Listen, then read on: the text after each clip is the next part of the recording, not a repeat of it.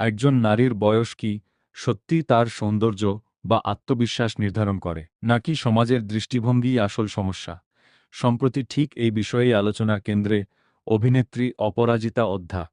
লাল টুকটুকে শাড়িতে নিজের নতুন ছবি সোশ্যাল মিডিয়ায় শেয়ার করেন অপরাজিতা অধ্যা। ছবিগুলো মুহূর্তেই ভাইরাল হয়ে যায়। যেখানে অনেকেই তার লুকের প্রশংসা করেন, সেখানে কিছু নেটিজেন কটাক্ষ করে লেখেন, উফ, বুড়ি হয়ে গেলে। কিন্তু এই ধরনের মন্তব্যকে পাত্তা না দিয়ে অভিনেত্রী নিজের আত্মবিশ্বাসী অবস্থান স্পষ্ট করেন। অপরাজিতার বক্তব্যের মূল বার্তা ছিল, বয়স বাড়া জীবনের স্বাভাবিক নিয়ম। একজন নারীর মূল্য তার বয়স দিয়ে নয়, তার ব্যক্তিত্ব, কাজ এবং আত্মবিশ্বাস দিয়ে বিচার হওয়া উচিত।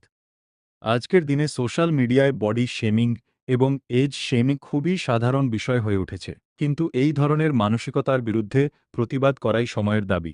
আপনার কি মনে হয়, বয়স কি শুধুই একটি সংখ্যা, নাকি সমাজ এখনও পুরনো চিন্তাধারাতেই আটকে আছে? কমেন্টে আপনার মতামত জানান।